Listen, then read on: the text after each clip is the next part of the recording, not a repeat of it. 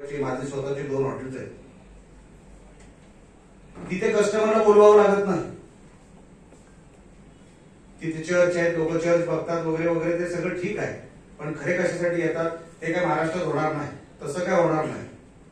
म्हणून तसं काय तुम्ही वाट बघू नका. तसं काय होईल असं काय होणार नाही. पण महाराष्ट्रात काय होईल ह्याच्यासाठी सरकारने पावलं टाकली पाहिजे. मी अनेक वेळा बोलतो. नुसते बंधाऱ्याचे जरी बांधायचे झाले ना, आमच्या वॉटर स्पोर्टचे अनेक मुलं आज रत्नागिरीच्या मागे जेव्हा मी खासदारकी लढवली होती अपक्ष म्हणून, तेव्हा माझ्याकडे यायची की साहेब आम्हाला वॉटर स्पोर्ट्स इकडे चालू करायचे, आम्हाला सीआरझेडची परवानगी मिळत नाही. म्हणजे अरे वॉटर स्पोर्ट्स म्हणजे तुमचे स्टॉल लावायचे ना, त्याला परवानगी कसली? पक्क्या बांधकामाला आहे, ते नंतर बघून घेऊ. अधिकाऱ्यांना आपल्या भाषेत आपण हॅलो आय केलं, त्यांना सांगितलं अरे मुलाला करू दे. 1990 मध्ये जेव्हा पहिला बंधारा बांधला राणे साहेबांनी मालवणमध्ये, तेव्हा अधिकाऱ्यांनी सांगितलं इकडे सीआरझेड आहे.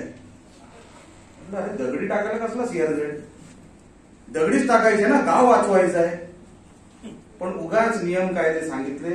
साहेब 90 साली जो बंधारा पडला म्हणजे आला तिकडे जो निर्माण झाला तो 2024 पर्यंत तसाच बंधारा आहे, हलवला नाही. एक गाव वाचलं. आज त्या गावाचं इन्कम, त्या गावाची उलाढाल, देवबाग नावाचं गाव आहे, जगाच्या नकाशावर गेलंय. रस्ता नव्हता, सीआरझेड बनवायचा. मी सांगतोय ना, बनवायचा. साहेब मागे बॅक वॉटर आहे, पुढे समुद्र आहे, गाव राहणार नाही. मी सांगतो राहताय ना, तो बंधारा बांधा, बनवलं. हे सगळं करत करत आज त्या गावाचं इन्कम, गावाचा टर्नओव्हर आज साहेब 25 कोटीच्या घरात गेला. 25 कोटीच्या घरात एका गावाचं इन्कम. तिथे एक सुनामी बेट तयार झाला. सुनामी आली होती आपल्याकडे फार वर्षापूर्वी. ऑटोमॅटिक नैसर्गिक एक बेट तयार झाला. त्याच्यावरती मुलांनी व्यवसाय सुरू केले. त्याच्यावरती माझा एक बंगालचा मित्र आला आणि मला सांगितलं अरे वो किधर है ना, वो सुनामी से वो तैयार हुआ है, आइलैंड तैयार हुआ है, मैं वो देखने गया था, मस्त जगह है वो. मैं बोला वो मेरा एरिया है.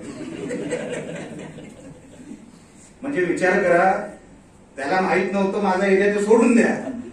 पण तो बंगालमध्ये बसून मालवणमध्ये आला तो बेड बघायला.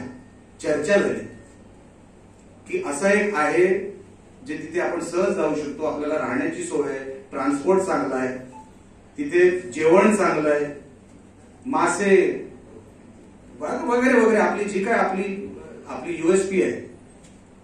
आम्ही सरकारला हेच सांगत असतो साहेब की जेवढं गोवा सिरियसली घेतो ना पर्यटनाला, तेवढं तुम्ही घ्या.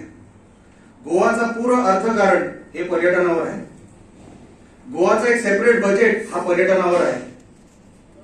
पर्यटनावर जेवढे खर्च होतात ना, रोड इन्फ्रास्ट्रक्चर, आरोग्य सेवा वगैरे, त्या तुलनेत खर्च होतो पर्यटनाला. सिंधुदुर्ग जिल्हा एवढा हा गोवा आहे. 2-3 लाखांनी लोकसंख्या जास्त असेल गोव्याची.